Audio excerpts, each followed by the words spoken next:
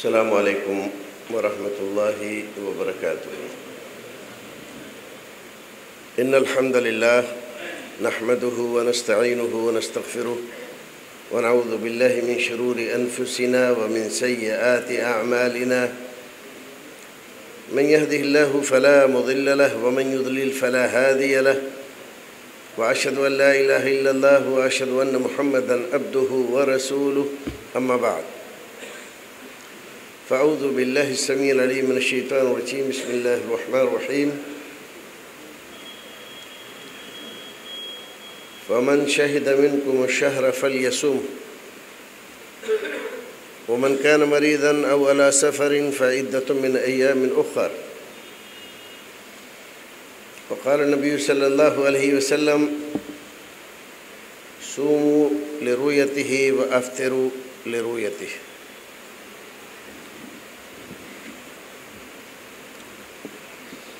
جناب صدر معزز علماء کرام، حاضرین مجلس اور میرے دینی و ملی بھائیوں، جو مسئلہ اس وقت زیر بحث ہے وہ ہے چاند کی رؤیت کا۔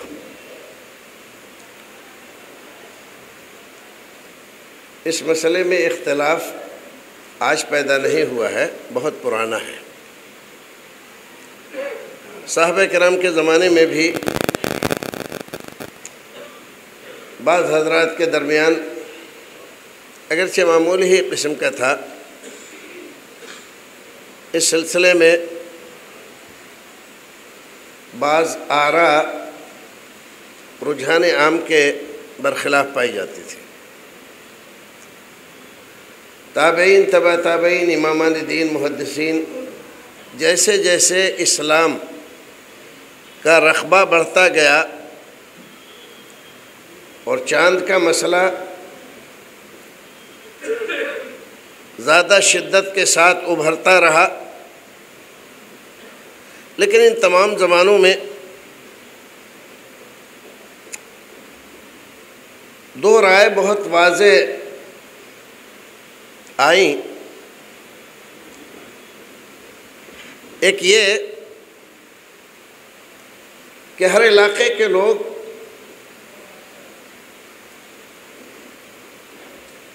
اپنے مقامی مطلع کے اعتبار سے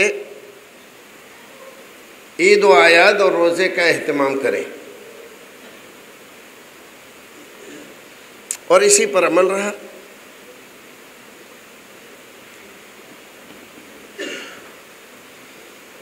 جب عالم اسلام اور زیادہ بڑھ گیا، یہاں ہندوستان تک لوگ چلے آئے، اس زمانے میں بعض فقہا کے یہاں ایک لفظ ملا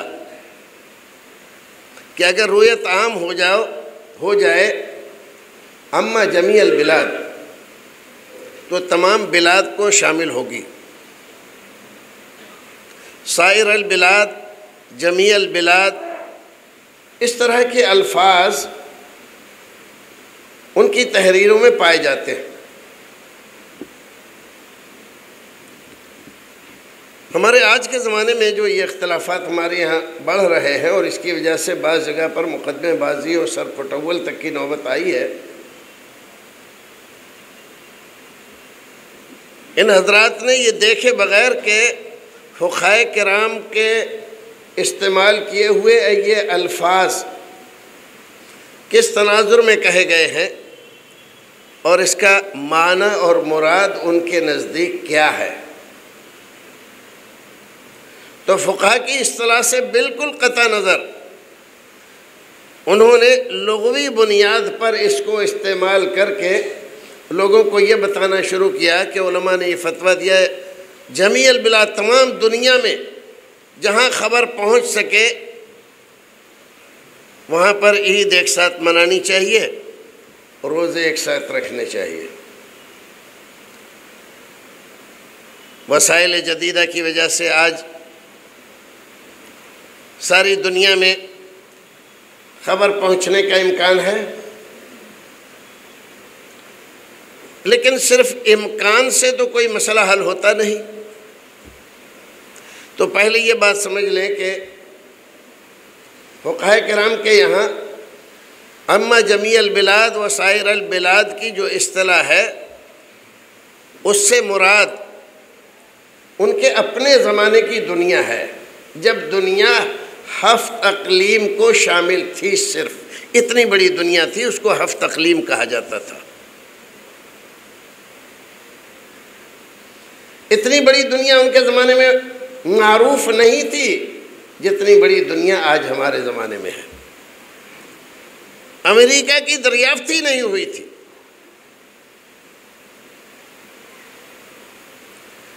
تو جب وہ جمیع البلاد یا سائر البلاد کہتے ہیں تو اس کا مطلب ہوتا ہے کہ وہ جس سلطان کے تحت رہ رہے ہیں تو اس سلطان کے سارے علاقے میں رویت عام مانی جائے گی۔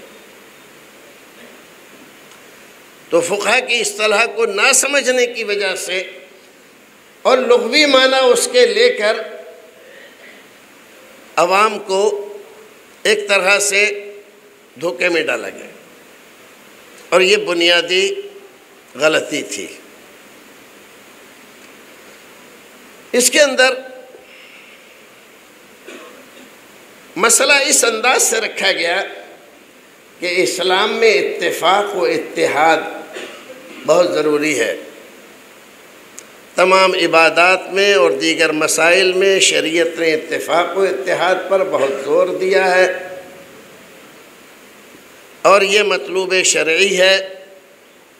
تو ایک ساتھ سب لوگ روزہ رکھیں، ایک ساتھ عید منائیں، اسی پر عمل ہونا چاہیے، یہی شریعت کا مسئلہ ہے۔ اس کے خلاف کرنے والے نہ صرف یہ کہ غلط کر رہے ہیں بلکہ وہ شریعت کے معنی و مقصد کو بگاڑ رہے ہیں، یہ باطل پرست ہیں،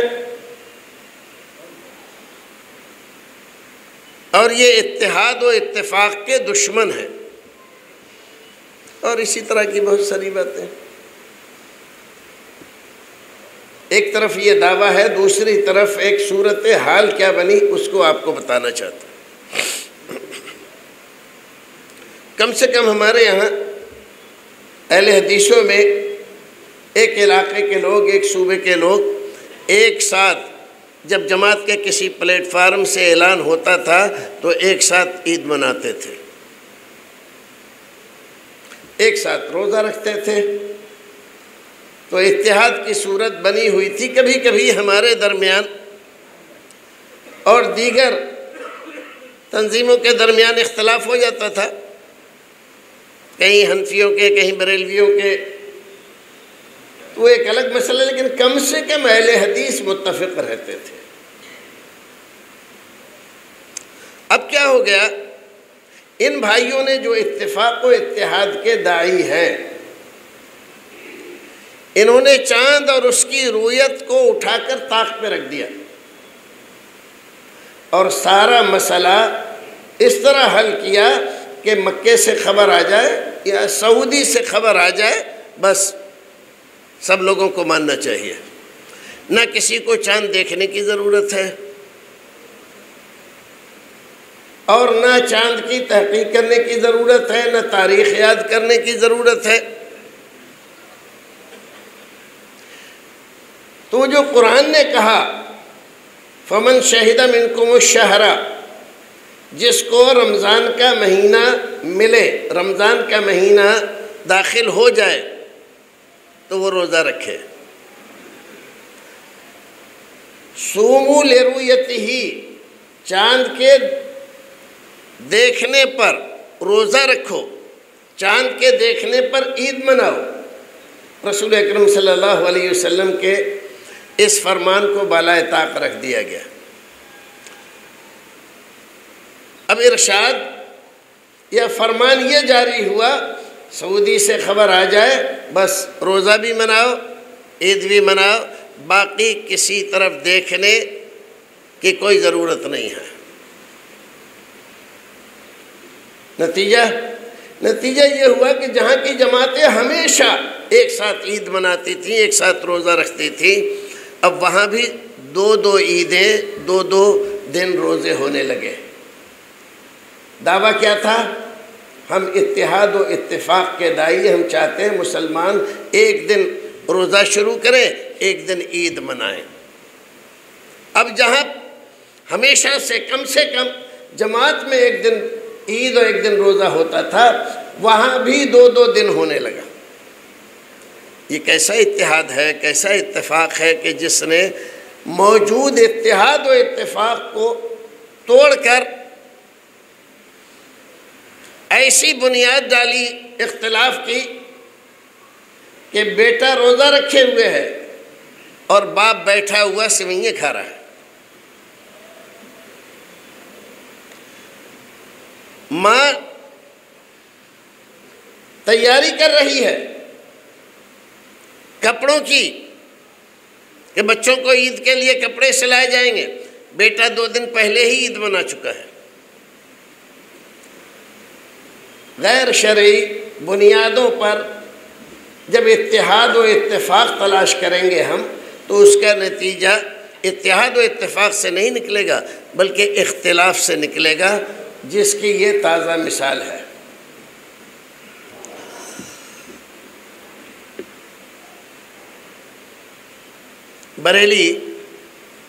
بریلی کا نام ایک ضلع ہے، مسلمانوں کی اچھی خاصی آبادی ہے ضلع میں۔ وہاں ہمیشہ سے جماعت ایک ساتھ عید مناتی، ایک ساتھ روزہ رکھتی رہی۔ ایک آدمی وہاں پر پیدا ہوا، اپنے مذموم مقاصد کے لیے اس نے اس مسئلے کو وہاں سے لے کر آیا کرناٹک سے، اور یہاں پر اس نے یہ بیج بویا اختلاف کا۔ حد تو یہ ہے کہ ان لوگوں کو بلا کر یہاں ایک کانفرنس بھی کرا دی، صرف وہی لوگ، دوسرا نہ کسی عالم کو پتہ، نہ کسی کو دعوت دی۔ جہاں چاروں طرف اہل حدیث آبادی دوسروں سے مخالفین سے گھری ہوئی ہے، وہاں اتحاد و اتفاق کی سخت ضرورت ہے۔ تو شرک اور مظاہر شرک کے مسائل، بدعات اور مظاہر بدعات کے مسائل، اختلافات مسلمانوں کے درمیان اور ان کی غیروں کی دشمنیاں ہمارے ساتھ، یہ سارے مسائل پس پردہ چلے گئے۔ اب ساری جماعت اس مسئلے میں دست و گریباں ہونے لگی کہ سعودی کے ساتھ عید منائی جائے، سعودی کے ساتھ روزہ رکھا جائے، اور وہاں پر ایسے مجتہد پیدا ہوئے جنہوں نے کبھی کسی استاد کے سامنے زانو تلمس طے نہیں کیا، کسی عربی مدرسے کا منہ نہیں دیکھا، وہ مجتہد بن کر اس مسئلے پر کتابیں لکھ رہے ہیں۔ آپ اندازہ لگائیں کہ ہم کیا کر رہے ہیں اور صورتحال کیسی بن رہی ہے۔ اور بھی آپ سب کچھ جانتے ہیں، پچھلی دفعہ جو عید میں ہوا، پورے ملک میں جو خلفشار ہوا، اختلافات ہوئے، یہ نہایت ہی مذموم صورتحال تھی۔ حد تو یہ ہے کہ بعض جگہ جہاں کے ذمہ داروں نے پوری ذمہ داری کا ثبوت دیتے ہوئے خبریں جمع کی، ملک میں الگ الگ علاقوں کے علماء و ذمہ داروں سے رابطے کیے، اور پھر اس کے بعد اعلان جاری کیا کہ کل عید ہے، لوگ ان سے الجھنے لگے۔ اب ذمہ دار اور عالم کا کوئی مطلب ہی نہیں رہا، اور کون الجھ رہا ہے؟ جاہل لوگ جن کو مسئلے کی ابجد حوض بھی نہیں آتی ہے۔ یہ صورتحال بہت ہی خطرناک ہے، اور یہ سب کچھ ہو رہا ہے بعض جگہ تو اتحاد و اتفاق کے فارمولے کو لے کر، اور بعض جگہ خام خواہ کے پروپیگنڈے اور اشتہار کو لے کر۔ تو 2-4 باتیں اس سلسلے میں ہو جائیں۔ انسان کا دل تمناؤں، آرزوؤں اور آشاؤں کی آماجگاہ ہے۔ اس میں ہر آن نئی تمنائیں انگڑائیاں لیتی ہیں اور انسان ان تمناؤں کے حصول میں اپنی زندگی لگائے رکھتا ہے۔ تمناؤں آرزوؤں پر کوئی پابندی اور روک نہیں ہے، لیکن تمنائیں جب لازم نہ رہ کر متعدی ہو جائیں اور ان کا اثر دوسروں تک پہنچے تو دوسرے لوگوں کا اس سے متاثر ہونا، اس کی تائید یا تردید کرنا ایک فطری بات ہے۔ تمنائیں ہمیشہ دو طرح کی ہوتی ہیں، اچھی یا بری۔ پھر ان کی بھی دو قسمیں ہوتی ہیں، ممکن العمل، غیر ممکن العمل۔ پھر اچھی یا بری تمناؤں کی بھی دو قسمیں ہیں، اچھی جن کو ہم یا کوئی انسان اچھا کہے قطع نظر اس کے کہ وہ اندر شرابی اچھی ہے یا نہیں، ایسی ہی بری جن کو ہم یا کوئی دوسرا برا کہے۔ بعض تمنا ایسی ہوتی ہیں جو بظاہر اچھی معلوم ہوتی ہیں، لیکن شرعی نقطۂ نظر سے متصادم ہونے کے سبب یا غیر ممکن عمل ہونے کے سبب عمل میں نہیں لائی جا سکتی۔ انہی تمناؤں میں ہمارے بعض بھائیوں کی وہ تمنا ہے جس کے لیے وہ تن من دھن سے لگے ہوئے ہیں، اور اس تمنا کو بروئے کار لانے کے لیے حقائق شرعیہ سے بھی انہوں نے آنکھیں پھیر لی ہیں۔ تمنا بظاہر بہت خوبصورت، قابل قدر اور دل کو لگنے والی ہے، اور وہ یہ کہ ساری دنیا میں سارے مسلمان ایک دن عید منائیں، ایک ہی دن روزہ رکھیں اور ایک ہی دن عید الاضحیٰ منائیں۔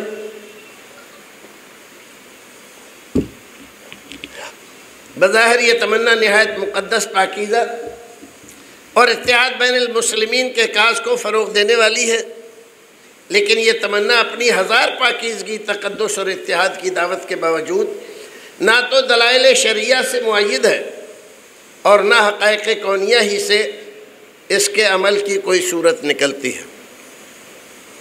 اور جب کوئی تمنا ایسی ہو تو اس کو ہزار تقدس مآب بنانے کی کوشش کی جائے اور اس کے لیے ہزار قرائن خارجیہ فراہم کیے جائیں، وہ ممکن العمل نہیں ہو سکتی۔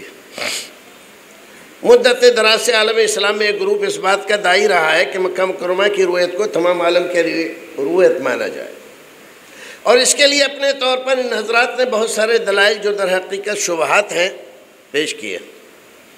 ان شبہات کا جواب تو ہم نے اپنی اس کتاب میں دیا ہے، اور کتاب کا نام ہے کہ مکہ مکرمہ کی رویت عالم اسلام کی شرعی رویت ہے۔ آج کی محفل میں چند دوسری باتیں عرض کرنے کا ارادہ ہے۔ جو لوگ اس فکر و نظریہ کو لے کر اتحاد کی باتیں اس کی ضرورت کو بیان کرتے ہیں، وہ در حقیقت دلائل شرعیہ سے تجاوز کرتے ہوئے عمومی ادلہ سے استدلال کرتے ہیں اور پھر ان کی منمانی تشریح کرتے ہیں، اور یہ رویہ درست نہیں کہا جا سکتا۔ یہ صحیح ہے کہ اتحاد و اتفاق کی بڑی اہمیت ہے، لیکن اس کے لیے شریعت نے جن چیزوں کو بنیاد بنایا ہے وہ کافی اور ہر زمانے کے لیے مفید و کارآمد ہے۔ قطعاً ضرورت نہیں کہ اس کے لیے ہم حالات و زمانہ کا بہانہ بنا کر شریعت کے بتائے ہوئے طریقے کو نظر انداز کر کے نئے وسیلے تلاش کریں اور ان پر سارا زور صرف کر دیں۔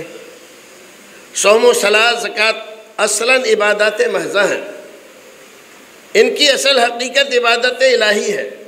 دیگر فوائد جو ان سے حاصل ہوتے ہیں وہ ضمنی اور ذیلی ہیں، یہ کسی اور فائدے کے لیے وسیلہ و ذریعہ نہیں ہے۔ ان عبادات سے اجتماعیت، اتفاق و اتحاد کا پیغام یقیناً ملتا ہے، لیکن اصل وضع میں یہ محض عبادات ہیں، جس طرح ان کو فوجی ٹریننگ کے وسائل یا حکومت اسلامیہ کے قیام اور اس کے امور کی انجام دہی کا وسیلہ کہنا غلط اور سراسر غلط ہے، ایسے ہی ان کو اتفاق و اتحاد کا ذریعہ مان کر ان کو محض وسیلہ مان لینا بھی غلط ہے۔ روزہ، عید الفطر، عید الاضحیٰ اصلاً عبادات ہیں، ہاں ضمناً ان سے اور بہت سے فوائد بھی حاصل ہوتے ہیں۔ عیدیں ہمارے لیے محض تہوار نہیں ہیں، اور نہ اسلام نے یہ تصور ہی دیا ہے کہ جس طرح دیگر ادیان کے تہوار ہوتے ہیں ویسے ہی اسلام کے یہ تہوار ہیں۔ عیدین میں صلاۃ، عید کی ادائیگی کے علاوہ سوائے قربانی کے جو خود ایک عبادت ہے، بھلا بتلائیے اسلام میں اور کس چیز کو ضروری خیال کیا گیا ہے؟ بعض بھائی کہتے ہیں سارے عالم میں ایک ساتھ عید منانے روزہ رکھنے میں بہت فائدے ہیں۔ ان فائدوں کا جائزہ تو ہم نے اپنی کتاب میں لیا ہے، یا ہم یہ بتانا چاہتے ہیں کہ اس نئے طریقے سے اللہ کے رسول کے کتنے فرامین کو ہم نے پس پش ڈال دیا ہے۔ ہلال رمضان کے دیکھنے کا اہتمام، اللہ کے رسول کی سنت کے مطابق ہمیشہ سے مسلمان ہلال عید یا ہلال رمضان کے دیکھنے کا اہتمام کرتے رہے۔ صحابہ کرام کے زمانے میں بھی اس پر عمل تھا اور تابعین اعظام کے زمانے میں بھی۔ مشہور تابعی ابن شہاب زہری رحمہ اللہ فرماتے ہیں السنہ للیلۃ ينظر الى ہلال رمضان للصیام او الفطر یوزن لصلاة المغرب لوقتها ثم یؤخر الاقامہ حتی یرا ہلال او یؤس منہ وتدنو بعض النجوم مسند الحارث والمطالب العالیہ کتاب الصوم باب رؤیت الہلال۔ یعنی جس رات چاند دیکھنے کی تاریخ ہوتی تھی، رمضان کا چاند یا عید کا چاند، مغرب کی نماز کے لیے اذان تو وقت پر دے دی جاتی تھی لیکن اقامت کو مؤخر کر دیا جاتا تھا، یہاں تک کہ یا تو چاند نظر آ جائے یا چاند نظر آنے کی امید باقی نہ رہے اور کچھ تارے نکل آئیں۔ آپ اندازہ لگائیے چاند دیکھنے کا اہتمام کس قدر کیا جاتا تھا کہ اس کے لیے نماز مغرب کو مؤخر کر دیتے تھے، اور یہ طریقہ ہمیشہ سے چلا آ رہا۔ اب ان بھائیوں کا دیکھیے، انہوں نے اس بات کو سرے سے اپنے پروگرام سے نکال دیا۔ چاند دیکھنے کی زحمت کون کرے؟ جب دیکھا دکھایا چاند مل جائے تو دیکھنے کی زحمت کیوں کریں؟ انہوں نے اپنی بنیاد ٹی وی یا ٹیلی فون کی خبر پر رکھ لی۔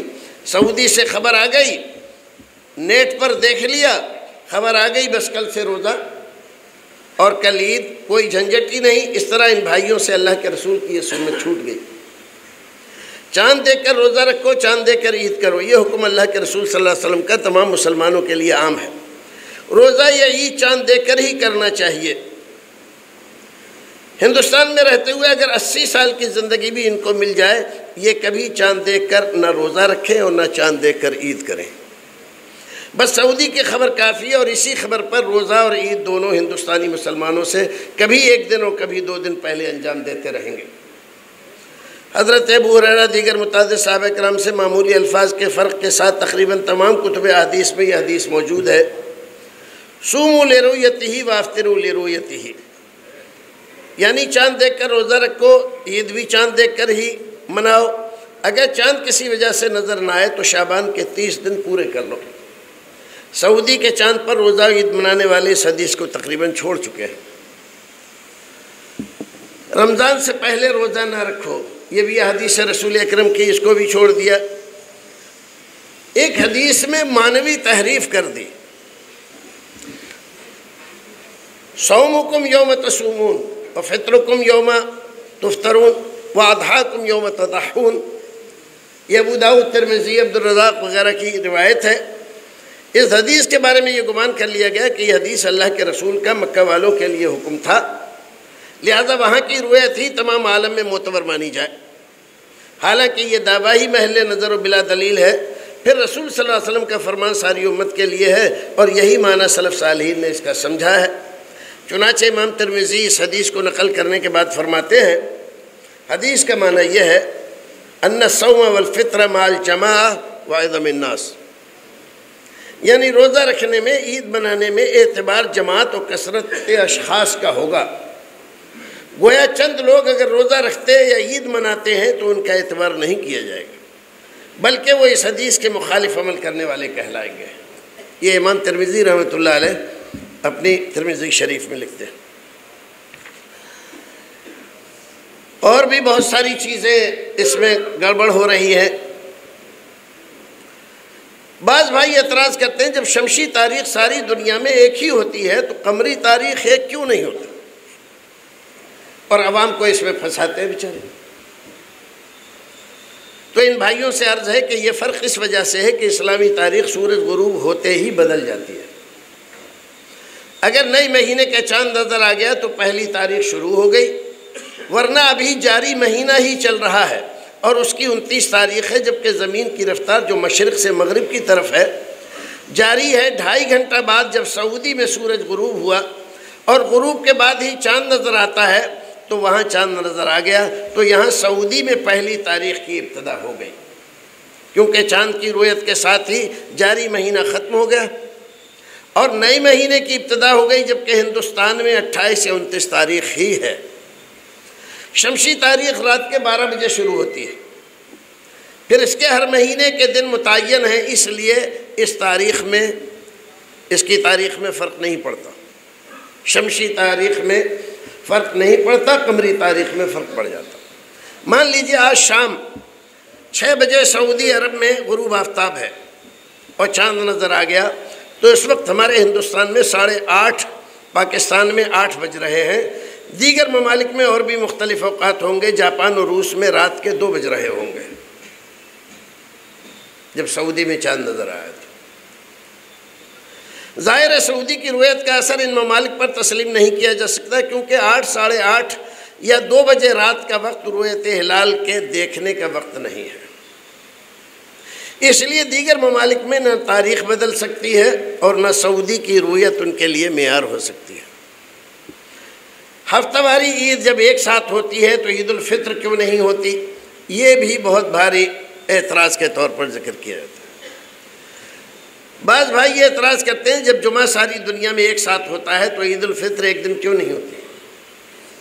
ان بھائیوں کو معلوم ہونا چاہیے کہ دن کا تعلق سورج سے ہے اور ہماری زمین 24 گھنٹے میں سورج سے ہو کر گزر جاتی ہے، جس سے دن ایک ہی رہتا ہے، لیکن تاریخ کا تعلق چاند سے ہے اور چاند 24 گھنٹے میں زمین کا 3/4 347 درجہ طول بلد پر تو طلوع ہو سکتا ہے اور 1.4 12 درجہ طول بلد پر، یعنی خط استوا کے لحاظ سے تقریباً 350 میل کے رقبے میں دوسرے دن ہی نظر آ سکتا ہے۔ اس کا مطلب ہے چاند دنیا کے تقریباً 27ویں حصے پر بہرحال دوسرے دن ہی نظر آ سکتا ہے، یعنی چاند کو تمام دنیا کے مقامات پر طلوع ہونے کے لیے 24 گھنٹے 49 منٹ کی مدت درکار ہوتی ہے، جبکہ سورج کو اتنی مدت نہیں لگتی، لہذا دونوں میں فرق ہے۔ اس لیے جمعہ کے دن اور عید الفطر کو ایک جیسا سمجھنا غلط ہے اور اس کی طرح مان کر نتیجہ نکالنا قیاس مال فارغ ہے۔ سعودی ہندوستان سے کتنے گھنٹے پیچھے ہے؟ بعض بھائی کہتے ہیں سعودی تو ہندوستان سے صرف 2.5 گھنٹے کے فرق پر ہے، وہاں کی رویت کیوں نہ مانی جائے، جبکہ حقیقت یہ ہے کہ سعودی ہندوستان سے 2.5 گھنٹے نہیں بلکہ 21 گھنٹے کے فرق پر ہے۔ کتنے؟ 21 گھنٹے کے فرق پر واقع ہے۔ بہت سارے بھائیوں کو یہ بات ہو سکتا ہے عجیب لگے، لیکن حقیقت یہی ہے کہ 21 گھنٹے کا فرق ہے۔ اس کو سمجھنے کے لیے آپ اس پر غور کریں کہ زمین کی رفتار مشرق سے مغرب کو ہے۔ اب اگر کوئی شخص ہوائی جہاز پر سوار ہو کر ہندوستان سے جانب مغرب چلے تو سعودی 2.5 گھنٹے میں پہنچ سکتا ہے، اور اگر مشرق کی طرف چلے تو سعودی پہنچنے میں اس کو 21 گھنٹے لگیں گے۔ گویا سعودی میں چاند کی رویت کے وقت زمین جس سمت اور مرکز پر تھی دوبارہ اس کو اسی سمت اور مرکز پر پہنچنے میں 21 گھنٹے لگتے ہیں۔ اگر اس کو نہیں سمجھے ہیں تو ایک اور مثال سے اس کو سمجھ لیجئے۔ گھڑی کی منٹ والی سوئی 1 نمبر پر ہے، گھڑی دیکھیے، منٹ والی سوئی 1 نمبر پر ہے، اس سوئی کو 12 تک پہنچنے میں 55 منٹ لگیں گے، 12 تک پہنچنے میں، اور ہے کائے پہ 1 پر ہے۔ بظاہر دیکھیں تو 5 ہی منٹ کا فرق لگ رہا ہے آپ کو، لیکن اس کو 12 تک پہنچنے میں، 1 سے 12 تک پہنچنے میں 55 منٹ لگیں گے، جبکہ 12 اور 1 نمبر کی دوری صرف 5 منٹ کی ہے۔ ایسے ہی سعودی اور ہندوستان کو آپ سمجھ سکتے ہیں، جو دوری ہمیں 2.5 گھنٹے کی لگتی ہے وہ در حقیقت 21 گھنٹے کی ہے۔ اگر سعودی کی رویت مان لی جائے تو اس میں حرج کیا ہے؟ ہمارے بہت سارے سادہ لوگ بھائی کہا کرتے ہیں کہ سعودی کی رویت مان لینے میں حرج کیا ہے؟ چونکہ ان بھائیوں کو حقیقت کا علم نہیں اس لیے ایسی باتیں کرتے ہیں۔ آئیے ہم آپ کو بتاتے ہیں۔ سب سے پہلے تو یہ جان لیں کہ سعودی کی رویت ہندوستان یا دیگر تمام ممالک میں تسلیم کرنے کی کوئی شرعی بنیاد موجود ہی نہیں ہے۔ اور جیسا کہ ہم نے بتایا 24 گھنٹے میں چاند پوری دنیا میں نظر بھی نہیں آ سکتا، اور جب چاند ہی نظر نہیں آیا تو روزہ کیسے اور عید کیسی؟ جس کے یہاں چاند کا امکان ہی نہیں، وہ کسی دوسری جگہ کی جہاں چاند ہو سکتا ہے شہادت بھی نہیں لے سکتا۔ وہیں کے شہادت وہیں کی قابل قبول ہوگی جہاں چاند کا امکان ہو۔ سعودی کی رویت مان لینے سے قرآن کی مخالفت لازم آتی ہے۔ اللہ تعالیٰ فرماتا ہے فَمَنْ شَهِدَ مِنْكُمُ الشَّهْرَ فَلْيَصُمْهُ، جس کے یہاں چاند ہو وہ روزہ رکھے، اور جس نے چاند دیکھا نہیں اور امکان بھی نہیں وہ روزہ اگر رکھے گا تو اس آیت کی مخالفت کرے گا۔ اسی طرح حدیث میں صوموا لرؤیتہ جو وارد ہے اس کی بھی مخالفت ہوگی۔ سعودی کی رویت ساری دنیا میں مان لی جائے تو بعض جگہ پر روزے کی ابتدا دن میں بغیر سحری کے کرنا لازم آئے گی، اور بعض ممالک کبھی بھی پہلی رات کی تراویح پڑھ ہی نہیں سکیں گے، جو ظاہر ہے کہ ایک بہت بڑی خرابی ہے۔ صحابہ کرام کے عمل اور ان کے اتفاق کی مخالفت لازم آتی ہے۔ حدیث قریب جس کو امام مسلم و دیگر محدثین نے نقل کیا اس میں صاف ہے کہ ہر علاقے کے لوگ اپنے یہاں کی رویت کا اعتبار کریں، اور یہ ایک ہی جگہ کی ساری دنیا میں اعتبار کر کے صحابہ کرام کی مخالفت کر رہے ہیں۔ ہمارے بعض بھائی سعودی کی رویت کی وکالت کرتے ہیں، اور بعض اب بھی یہ کہنے لگے ہیں کہ پوری دنیا میں کہیں سے بھی خبر آ جائے ہمیں عید منانا اور روزہ رکھنا چاہیے۔ حالانکہ دونوں حضرات نے حقیقت سے منہ موڑ کر صرف ایک بات پر زور دیا ہوا ہے، سب مسلمان ایک ساتھ عید منائیں یا روزہ رکھیں، حالانکہ یہ ممکن ہی نہیں ہے، اور نہ کبھی عالم اسلام پر اس پر عمل ہوا ہے۔ جو لوگ یہ سمجھتے ہیں سب سے پہلے سعودی میں چاند نظر آئے گا، اور اس بات سے غافل ہیں کہ ہمیشہ ایسا نہیں ہو سکتا۔ حدیث قریب جس کو امام مسلم دیگر محدثین نے نقل فرمایا اس میں اس بات کا تذکرہ ہے کہ سعودی سے پہلے شام میں چاند نظر آیا تھا، اور حضرت معاویہ رضی اللہ تعالیٰ عنہ نے اور دیگر صحابہ کرام نے اور وہاں کے لوگوں نے چاند دیکھا تھا اور اسی اعتبار سے روزہ رکھا تھا۔ لیکن مدینے میں جب یہ خبر پہنچی تو یہ کہہ کر اس کو ان کے لیے خاص مانا گیا کہ ان کی رویت ان کے لیے ہے اور ہماری ہمارے لیے ہے۔ مدینے میں اس کی بنیاد پر صحابہ کرام نے ایک روزہ قضا کرنے کا حکم نہیں دیا۔ مان لیجئے لندن جو مغرب میں ہے وہاں کے مسلمان چاند دیکھتے ہیں اور اعلان کرتے ہیں کہ رویت ہو گئی، لیکن شام کے 6 بجے جب انہوں نے چاند دیکھا اس وقت دیگر ممالک کی صورتحال کیا تھی؟ حجاز مقدس میں 9 بجے رات کا وقت تھا، پاکستان میں رات کے 11 بجے تھے، ہندوستان میں رات کے 11:30، جاپان میں 4 بجے صبح کا وقت تھا، آسٹریلیا میں 10 بجے دن کا وقت تھا۔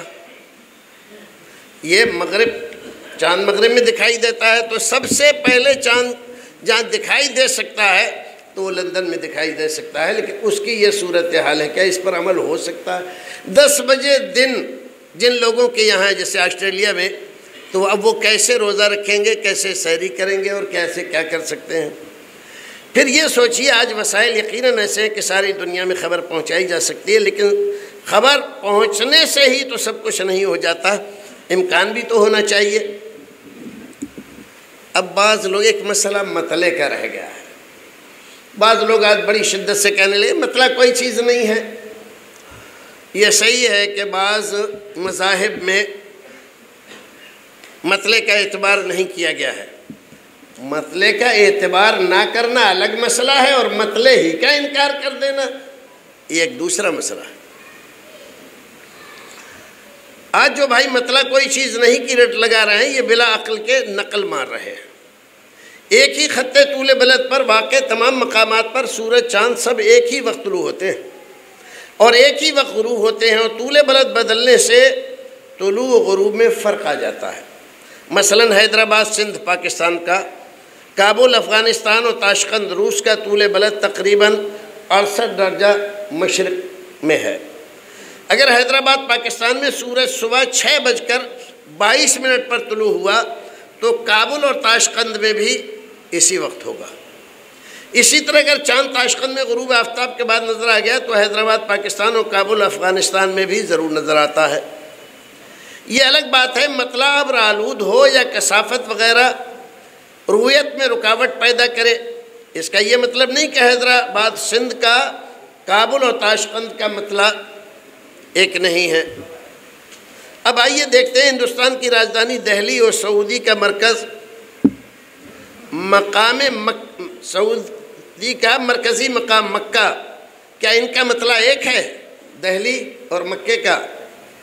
تو جواب یہ کہ ہرگز نہیں، کیونکہ دہلی 78 درجہ طول بلد پر واقع ہے جس کا عرض البلد 28 درجہ ہے، جبکہ مکہ 40 درجہ طول بلد شرقی میں واقع ہے اور 22 درجہ عرض البلد پر واقع ہے۔ ان دونوں شہروں کا مطلع کبھی بھی ایک ہو ہی نہیں سکتا۔ دونوں کے مطلع میں اتنا فرق ہونے کے باوجود دونوں کی ایک رویت تسلیم کرنا عبادات کو کھلواڑ بنانا ہے۔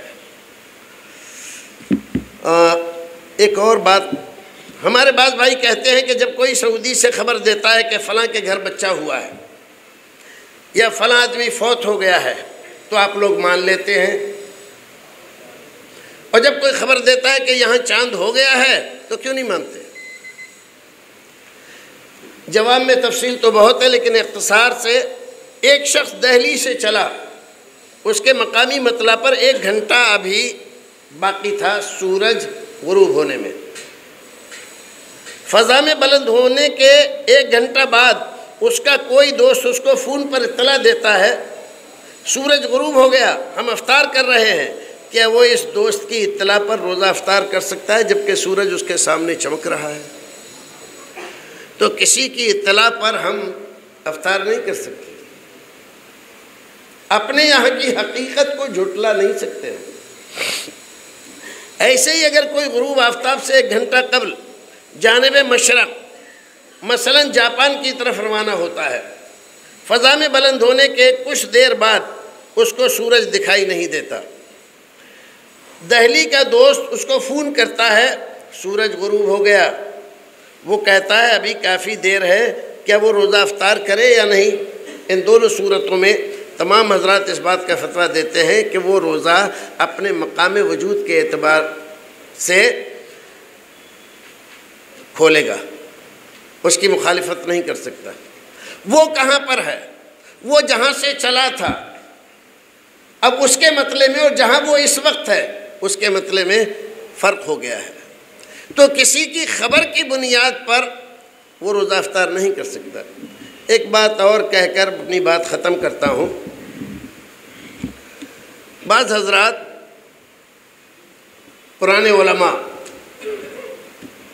شوکانی صاحب، نواب صدیق الحسن خان صاحب وغیرہ کی بعض عبارات پیش کر کے لوگوں میں مغالطے پیدا کر رہے ہیں۔ انہوں نے لکھا ہے کہ اگر کہیں پر رؤیت ہو جاتی ہے اما سائر البلاد، تو تمام دنیا میں عید منانی چاہیے اور تمام دنیا میں روزہ رکھنا چاہیے۔ تو میں نے پہلے بتلایا تھا کہ یہ ان کی خاص اصطلاح ہے، اس اصطلاح کے معنی، مطلب اور مراد کو پہلے سمجھیے، پھر اس کے بعد اس کی تشریح کیجئے، ورنہ آپ تشریح کر رہے ہیں توضیح القول بما لا یرضی بہ القائل، کہنے والا جو بات نہیں کہہ رہا ہے وہ زبردستی اس کے سر لگا رہے ہیں۔